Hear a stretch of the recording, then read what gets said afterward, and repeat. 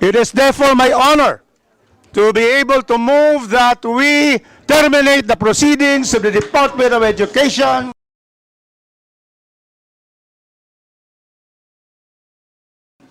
Then, I went to the University of Pretoria, capital of South Africa, Mandela University of Pretoria. Education is the engine of growth of South Africa.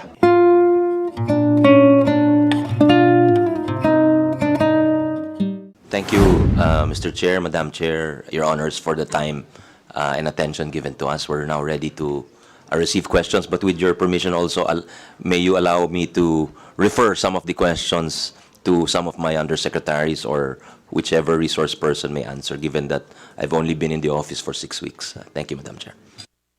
Thank you for the presentation. Before we proceed to the question proper, may I remind our distinguished colleagues that each member is given 5 minutes for questioning or interpellation, including the response of the resource persons. And when you hear the bell sound, it means you only have 30 seconds to wind up with your questions. As part of a long-standing and respected tradition of the House of Representatives to accord preferential treatment to the minority members of the House and followed by the majority members in the alternating manner, we will start entertaining question from the minority. Madam yes, Chair. Congressman Rodriguez. Madam Chair, Madam Senior Vice Chair, and Mr. Chairman, it has been a long-running tradition in the House of Representatives that when one of its very own is appointed to the executive in the first hearing on their first budget of the new secretary, we terminate proceedings out of respect to our former colleague and who is also an outstanding colleague. Not only did we hear the very, very excellent presentation, comprehensive, on the way to go to solve all the ills of our educational sector, it is therefore my honor to be able to move that we terminate the proceedings of the Department of Education and elevate the matter to the plenary together with the approval of the wish list. The request for the OSEC and the attached agencies to be tackled in the plenary. So moved, Madam Chair. Second the motion. I object, Mr. I object, Madam Chair. Before we deal with that motion, the Chair, with all due respect to the manifestation of His Honor Congressman Rufus Rodriguez, the Chair would like to manifest that there are 22 members who wish to ask question or give manifestation for today's budget hearing despite the bad weather.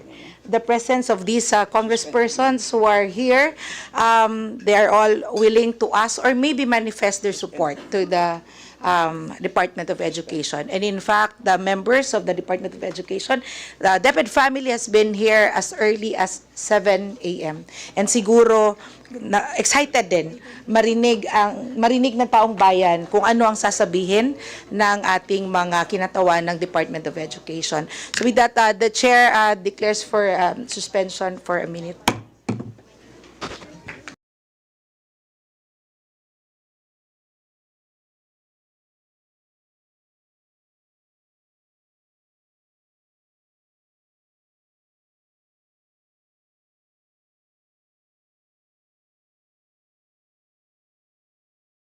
Congressman Rodriguez. Madam Chair, upon our huddle, and there were requests from some members of the House in this committee hearing that they have some questions, and certainly we would like to also accommodate them. And the gracious Secretary of Education has said earlier that he is willing to answer. So therefore, I would withdraw my motion in that, well, we allow the minority, but mainly most of the majority members will just make manifestation like this representation. So with that, Mr. Chairman, I would sadly withdraw my motion. Thank you, Mr. Chairman. To to give a manifestation is Representative Rufus Rodriguez from the majority. Thank you, Mr. Chairman. I was the first one to come here at 8:35 in the morning. And I am the first one for the majority. Welcome home, Secretary Sani Angara. This is your home. And to the officials, officialdom of the Department of Education and the attached agencies, and especially to your outstanding regional director of Region 10, Art Bayocot, my partner for education quality, and Superintendent Roy Gaso. Madam Chair, the Constitution, Article 2 on state policies, Section 17, of course, the Constitution has been memorized by Secretary Angara, the entire Constitution. Section 17 states that the state shall give priority to education. So we can do no less. Madam Chair, 2,350 years ago, Aristotle, the tutor of Alexander the Great, the teacher of Plato, who in fact Plato was the student of Socrates, said as early as 350 BC, he said, man by nature desire to know. So that's why when we were small, we asked our tatay, nanay, papa, mama, unsa man ni, ano to? Oh?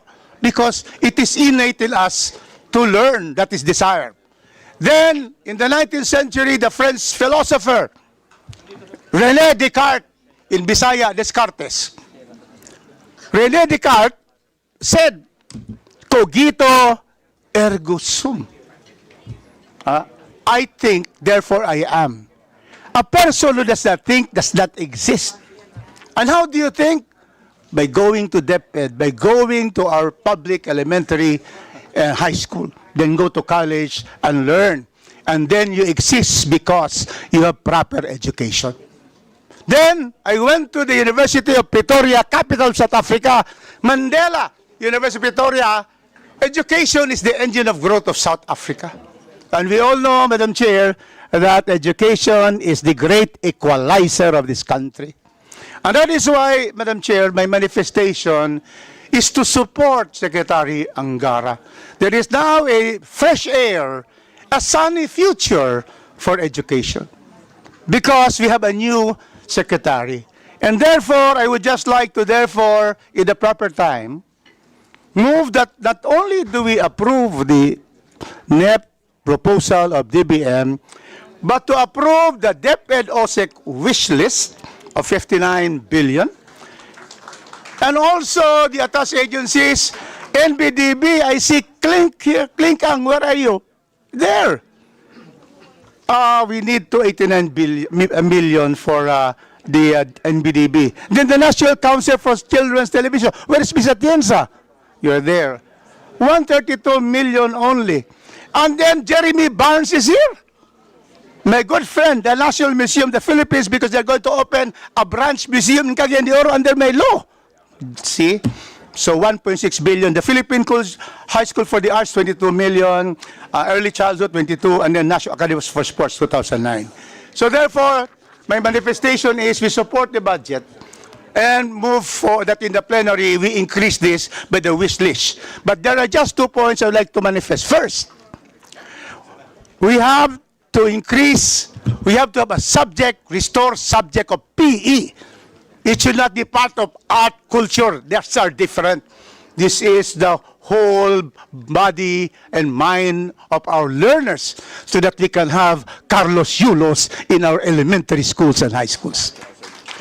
We wish that there will be a separate PE subject every week for physical education. And secondly, I will move in the proper time to add a budget so that Boy Scouting will be restored. Well, no, boys, we were all Boy Scouts. That's why we are all prepared. Now, there are no more Boy Scouts and Boy Scouts who are girls. No more. Because there is no funding. The late Senator Secretary Rocco slashed and removed the budget for the subsidy of the Boy Scouting and Girl Scouting. We have to restore them as we, all of us, we're into scouting girls and boys. And these two, Mr. Secretary, please take a look at this. a subject on PE, let us have them, grassroots physical education and sports, and let us put a budget that we will subsidize Boy Scout and Girl Scouting in our country. With that, Madam Chair, I wish again to give my total support for the budget of the Department of Education and its attached agencies. So move, Madam Chair.